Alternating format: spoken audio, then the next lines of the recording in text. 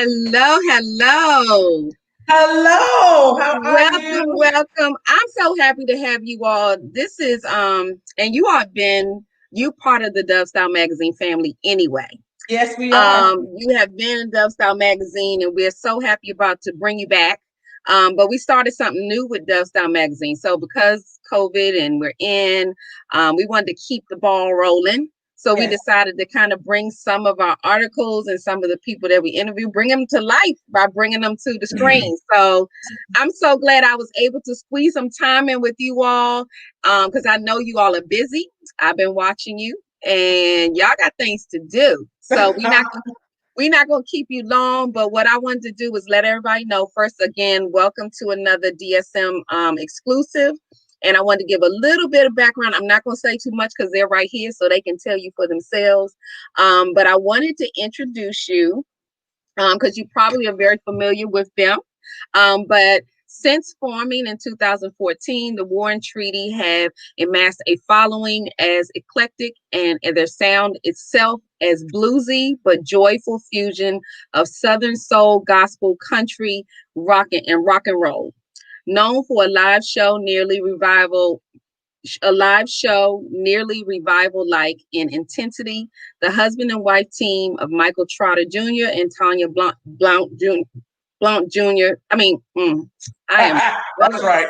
It's a late lunchtime. Tanya Blount Trotter endlessly create an exhilarating exchange of energy with their audience, a dynamic they brought to the stage in the opening for the legendary Al Green and touring with the likes of Brandy, Carlisle. And Jason Isbelly. Is that how you pronounce his last name? Okay. Isabelli. So when it came changing names. So when it came time to choose a title for their forthcoming sophomore album, the Warren Treaty quickly landed on Heart's Town, the Nashville duo's adoring nickname for their my printer went out. So their ardently devoted fan base. So I wanted to actually, because I know we have limited time, but I wanted you to talk about, because you all have been busy since January.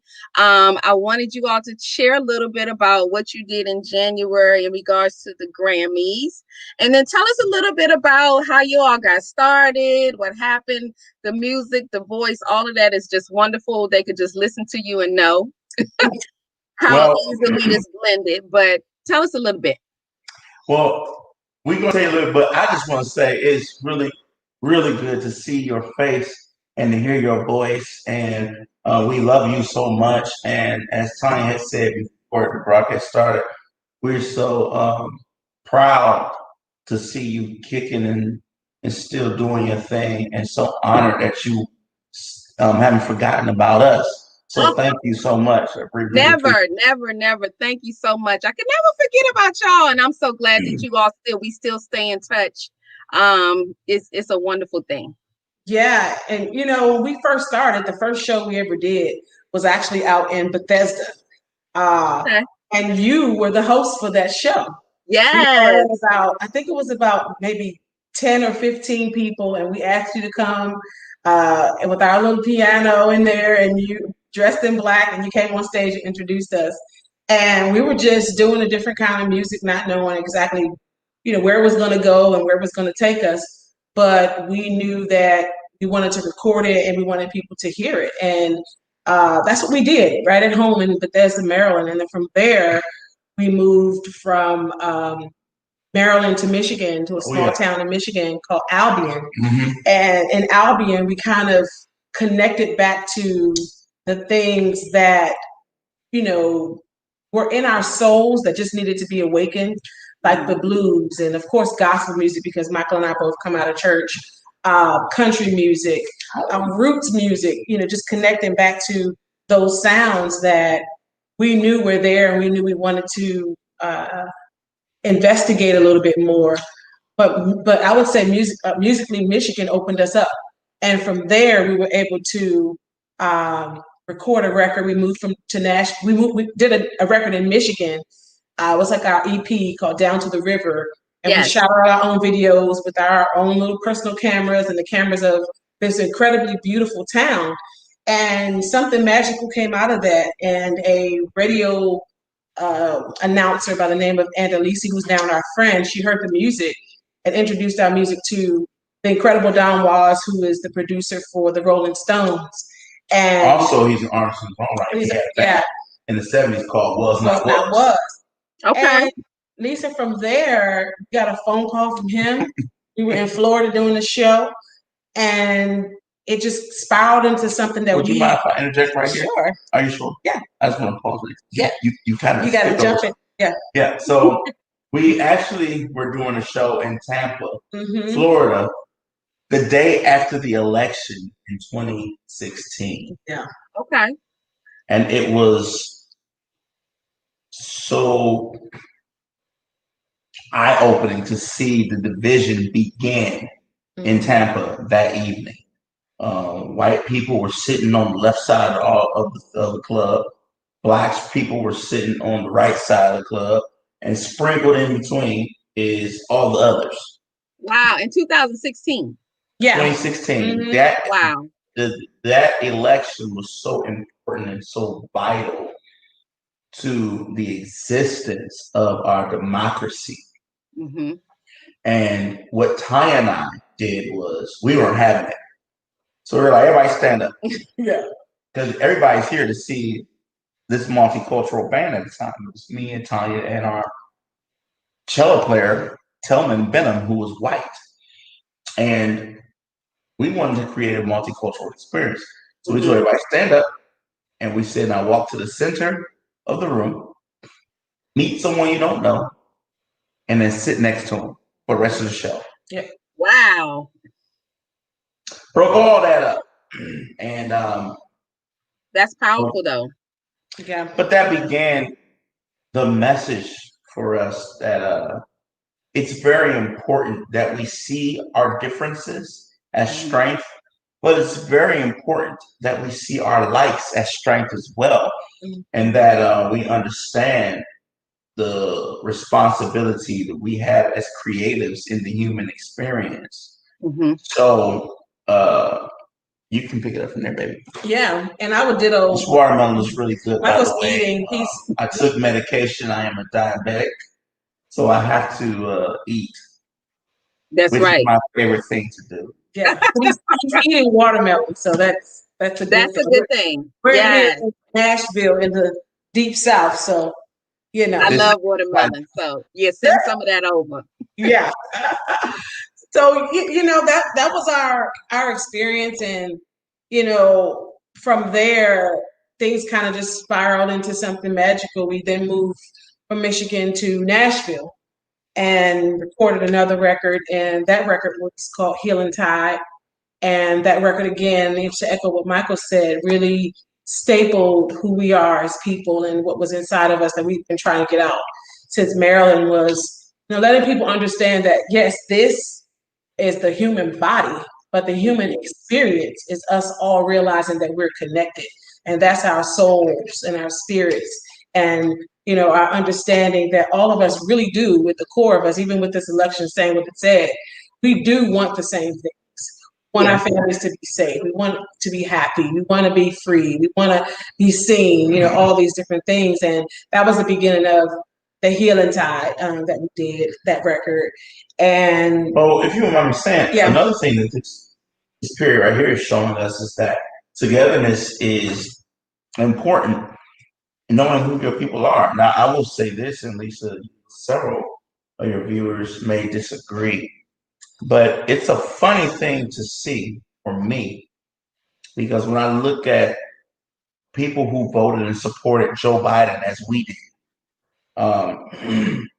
Black people, white people, Hispanic people, Asian people, Americans who said, Joe's our guy, Joe is going to unite country, blase, blase. We were considered Joe's people. Not Joe's Black people, not Joe's white people, not Joe's Asian. These are Joe's people. There were a lot of people who were Republican that went with Joe. You know what I'm saying? Right. But then on the other side, you can't ignore the fact that Donald had the same kind of people. Yeah. When it comes to skin color, he had some blacks, he had some whites, some Asians, Hispanic, whatever the case may be, and they were together on that side. Mhm. So I think for people who were just preaching about togetherness, it can't just stop there. It has to be some acknowledgement. And where Tanya and I are with our new album is I'm black. I'm a black male who lives in America, but I'm not chained to America. And I have black children. And I want them to see the world. I want them to know the world. I want them to just as much as we go to the movies to have fun, I want them to go fishing. I want them to get on a yacht. I want them to go to Dubai. I want them to go to Africa. I want them to go to China, Scotland, Iceland. Mhm. I want them to travel. I want my children to get the full experience of what it is to be human and not just what it is to be black. Right. You want the global experience for them. Yep. Yes. And that's where we are with our album and Heartstown and moving forward. We've had some epiphanies. We've had some serious wake-up calls as husband and wife. Yeah. And as musicians who live in America, but who have world acclaim now. We've won an award. We've been on the Grammys. Yes, you did. Yes, you did. January 2020. Yes. I've been watching and just clapping over here. Y'all can't hear my claps, but I've been clapping.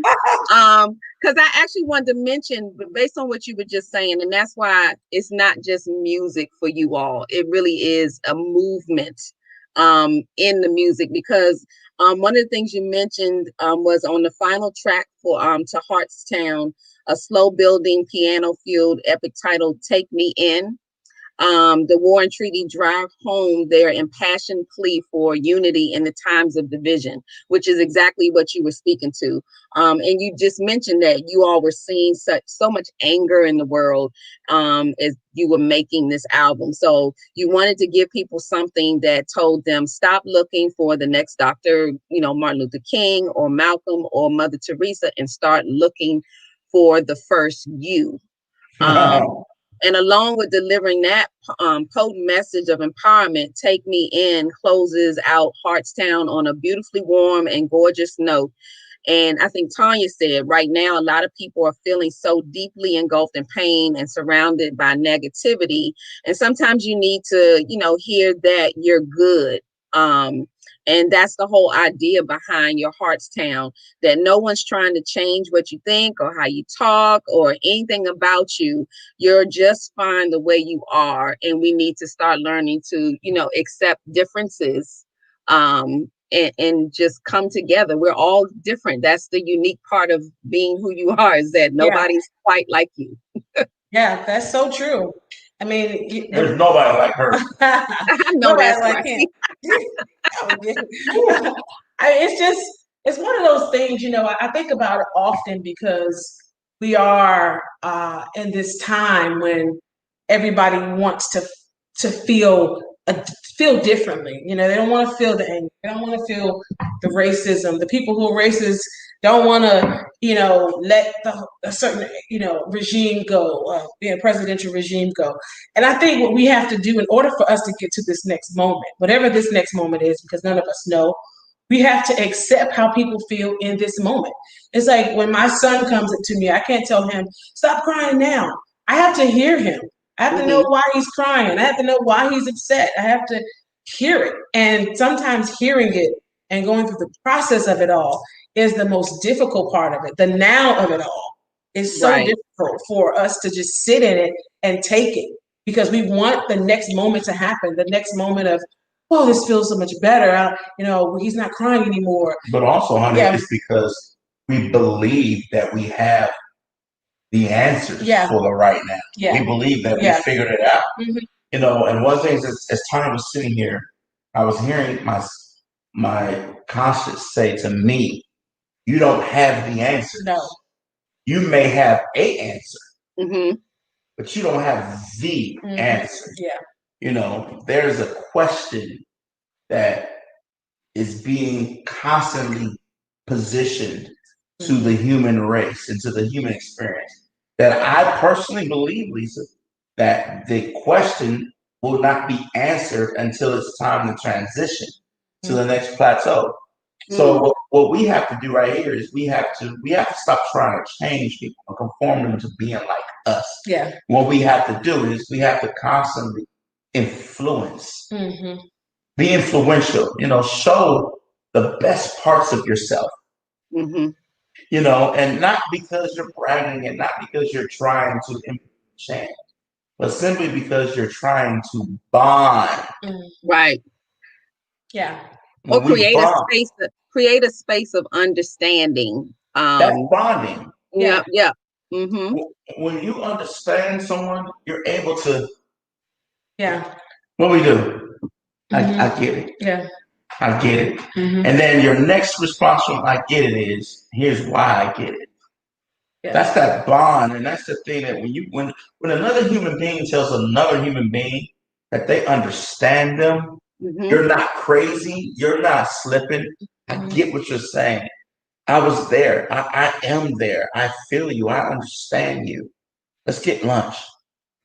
Let's steal away from this moment. And that's where we are, in our household and in our In your professional, music.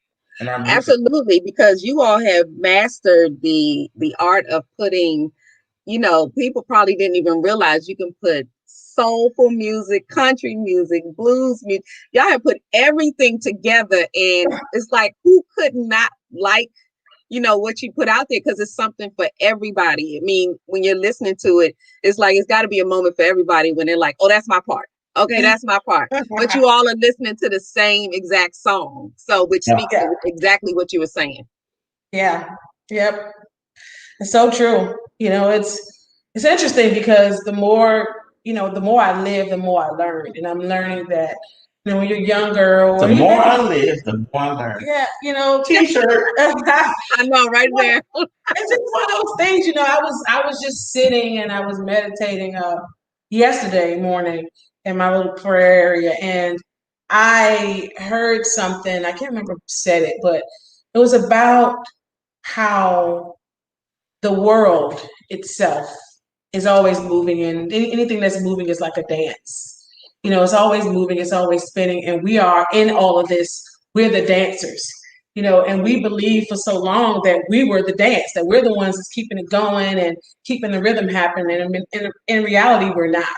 We're just here watching seasons go by, watching the wind blow, watching, God do his thing. We are his audience, for a short time.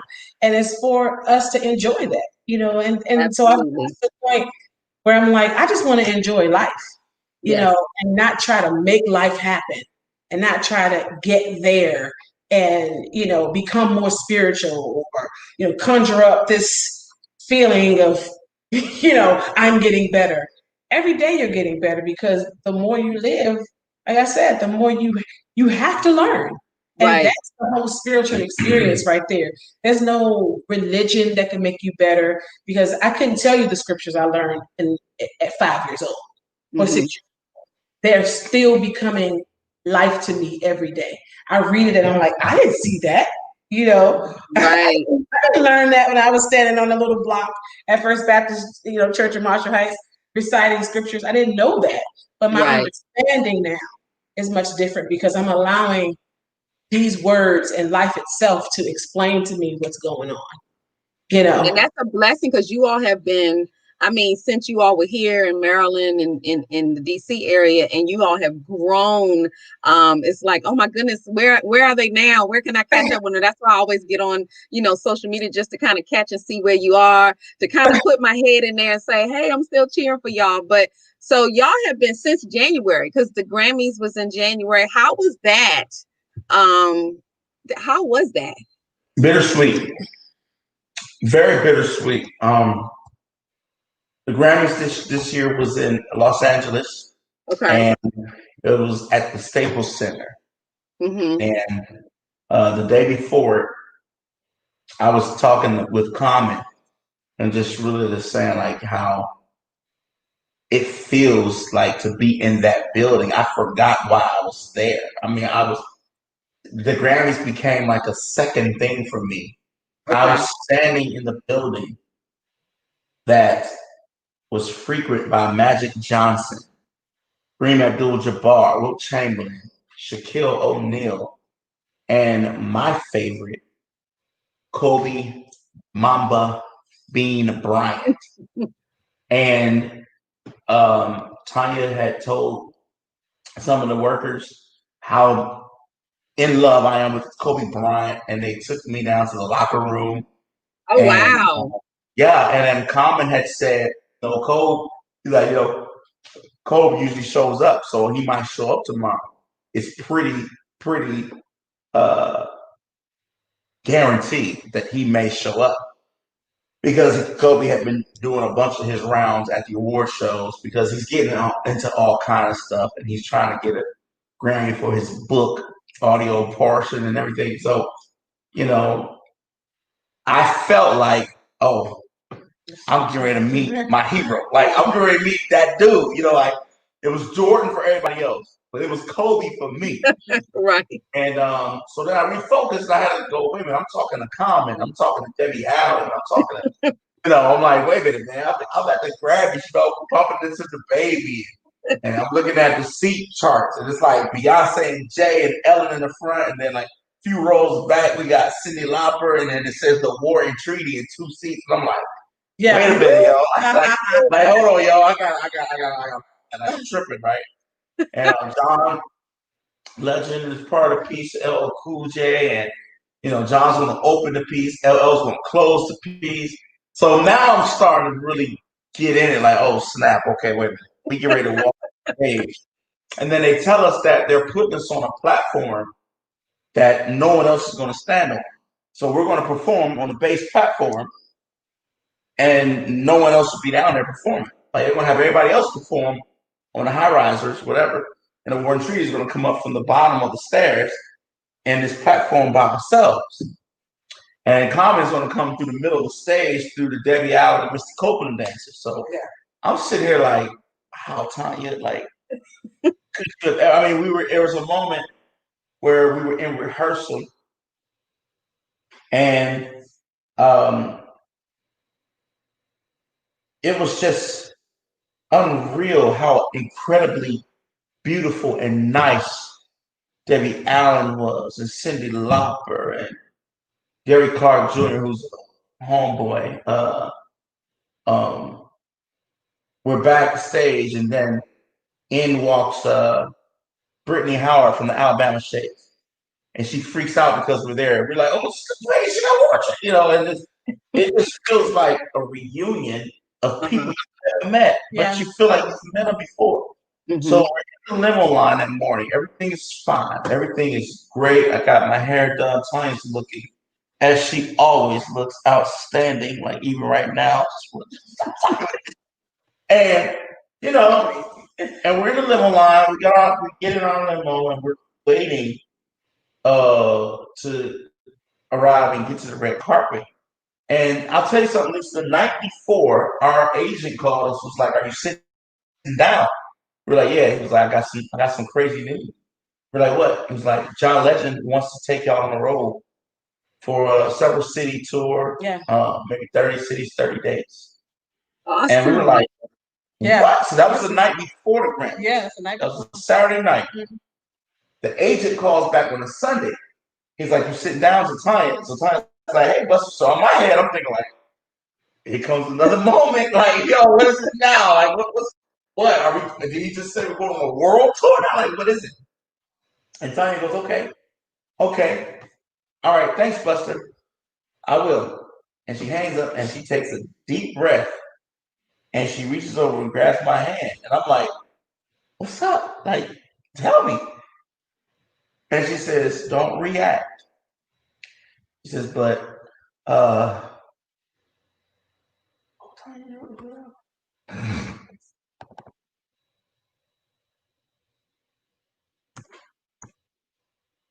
God, man. can still see you. Oh, she can still see us. Okay, we can't see you. Wait, I think Tanya. Hold on, Okay. This man. thing is so fancy. Oh, good, it's fancy. We're sorry. This technology is. Oh, no is problem. I was like, I can see Oh, y'all, you but maybe are. some. Oh, We this is can see you. Okay, there you are. So she's like, "Don't react," and I'm like, "All right." And she held my hand and she rubbed my knee by this time, and she's like, "There's reports that Kobe was in a helicopter accident and he's dead," Mm, and I'm like, "No, no. I mean, he can't die. Like, not him. I mean, like, he's too young." And then they're like, "These reports are, it's nothing solid yet." But as soon as we hit the red carpet in Los Angeles, the workers and everyone, Lisa, you could feel mm-hmm. His energy is gone. something happened. Mm. Right. And the excitement was not there. Mm-hmm. In fact, this was the Grammys where no matter what Alicia Keys tried to do, it wasn't there. Like everybody. I remember dapping up and hugging Common, and he's like, "Yo, I'm lost." Like every single person was backstage trying to be professional. Right. Workers were literally trying to get themselves together. Yeah. Mm-hmm. I mean, they watched this kid come into the league straight out of high school. Yes. So I am literally trying to have my moment and enjoy the moment. Right. And with this heavy moment on top of it. Yeah. It was very, Lizzo, everybody, it was so difficult. It was so difficult to the point to where a good friend of mine, who is the CEO now of the Grammys, his name is Harvey Mason Jr. Harv told me flat out, "Hey, I'm debating like canceling." Yeah. Mm. But the only thing that made him not cancel is, how we do WWJD, what would Jesus do? Mm-hmm. WWKD, what would Kobe do? Or WWMB, what would Mamba do? Yeah. And Mamba will go, "I'll go upside your head if you cancel this." Yeah. Like, drive on, honor me by winning. Go for it, And then when the news came in that not only did Kobe lose his life, but every person on the helicopter, to include team members and Gigi, Right. That's hard. That's what I'll remember from the 2020 Grammys. Okay. Yeah. So again, I will remember how beautiful Tanya looked. I will remember how we were a part of a major piece for the retirement of the producer Ken Ehrlich. And we were a part of the piece entitled Fame. And it had Ben Platt, it had Lang Lang, it had Camille Bell, Cyndi Lauper, it had Debbie Allen, Lucy Copeland, Common, it had Josh on violin, and it had those beautiful children from a neighboring high school. Yeah. But the asterisk will always and forever be, but the Mamba.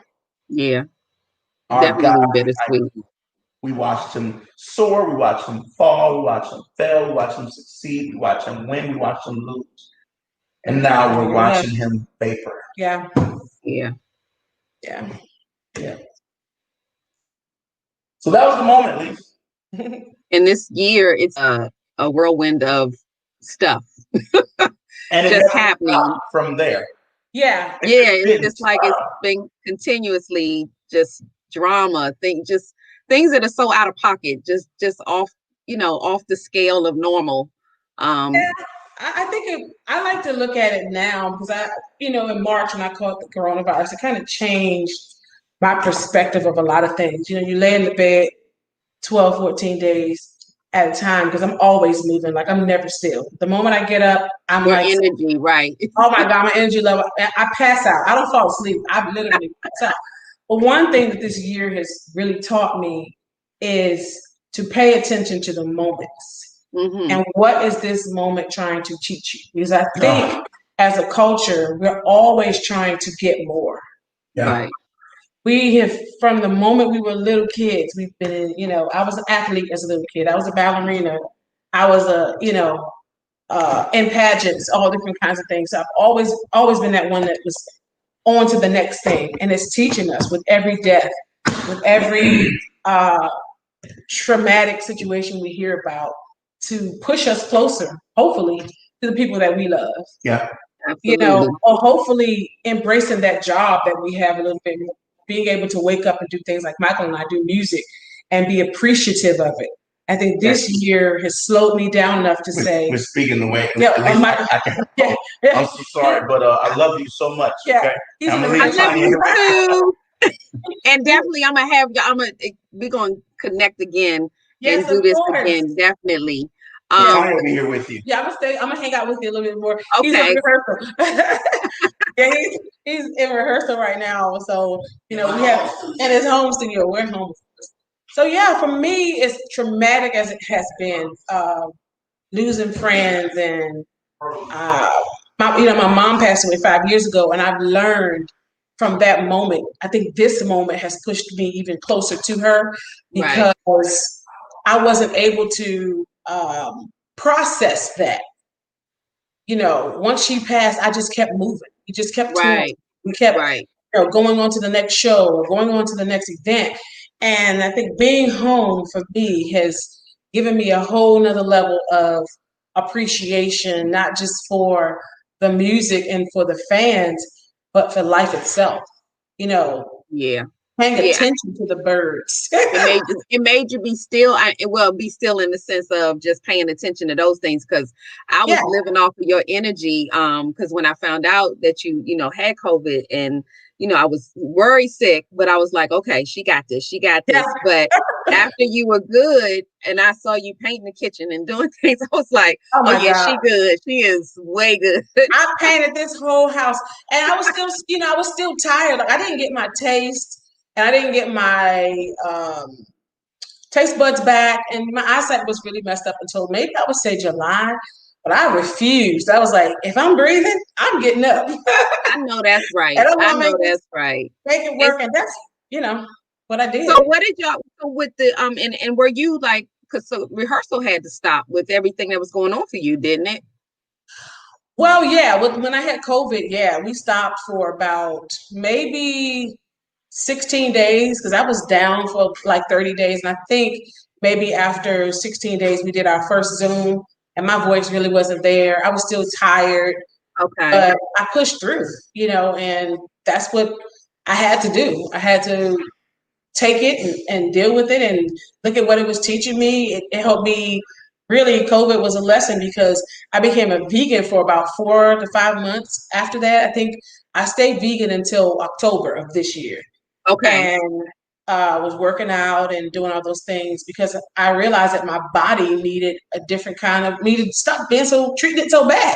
Okay, right. Eating Cheetos and eating all kind of crazy stuff, fried food, and going to the drive-thrus every now and then. And I just realized, you know what? You're home, cook. I know. I did more than ever before. I know my stove is like in shock. Like, what are you doing here, right? So it hasn't been all, we've lost a lot of people, and a lot of people have been sick, and people have been losing their jobs, and it's been horrible for a lot of people. And however, I do believe that in all of this, there is a lesson, and everybody's lesson is different. Mine was to eat differently. Mine was to slow down. Pay attention to the people that are in front of you. Get involved in it, because you can be there in a conversation and not be there. That's true. That's true. This is the best moment of my day right now, because I'm here with you right now. I was so excited. I was like, oh, I get to say, I know it's not in person, but I'm like, I get to see her, because it's different when you just kind of watching, but you can't see each other.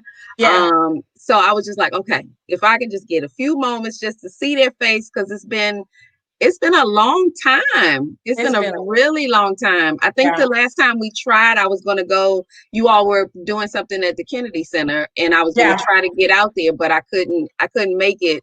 And I was yeah. like, oh, I don't know when I'm going to see him again. Well, hopefully you can catch us next year as well. We're fingers crossed still on the John Legend tour, so we'll be out there with him. Wonderful, and In August. congratulations. Thank you, thank you. That's. It's been a lot of great things happening in spite of the us. We've been working a ton. Yeah. Um, at home, and we have some.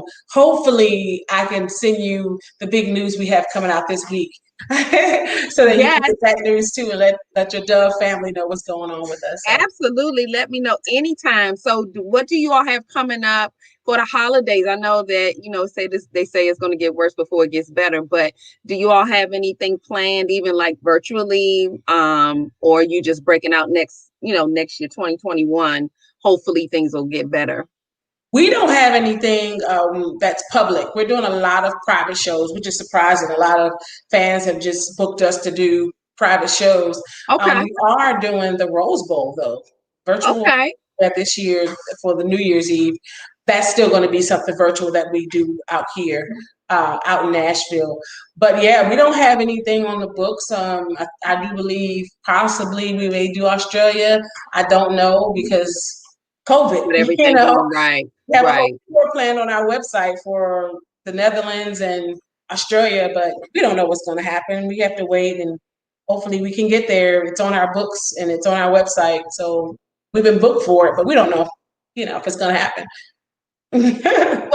Well, just think about it like this, because once you do get there, everybody's going to be so, excited that finally we get to go and see you. So yeah, packed Yes, house and sold out for sure. yes, Um, that's going to be great.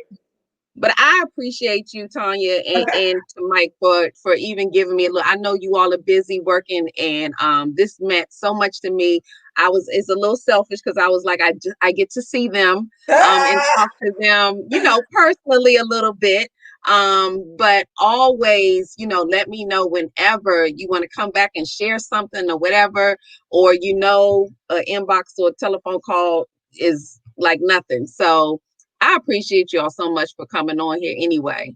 thank you so much, Lisa, for always being there for us and taking your time out to interview us and talk about what we've been up to.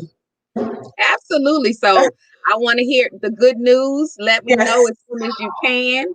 we And I'm will. hoping that 2021, maybe I could, have you all come back on. I would love to have a moment when you all can, show us a little bit of your skills, because Oh, that'd be great. your voices are like heaven together. I swear to Oh, goodness. I mean, it blesses everybody who hears you all. So I appreciate you, and tell Mike I send my love to both of you and the family, because it's growing up. yeah. Um, you don't have little ones anymore. Oh no, that is 9. Can you believe that? He's 9. Wow. So, I Yeah. mean, his experience with you all on the road and everything has to be huge. Oh yeah, he's So there with us every step of the way. He tours with us, and he's homeschooled for the last 3.5 years. So he's all in it. I'm sure the time of his life. Yes, he So is. I want to hold you up from rehearsal. I know y'all are doing big things, but stay close and connected. And I'm always here for y'all, and I appreciate you. Okay, thank you. Thank you so much. Love you. Love you too. Okay, bye bye. Bye bye.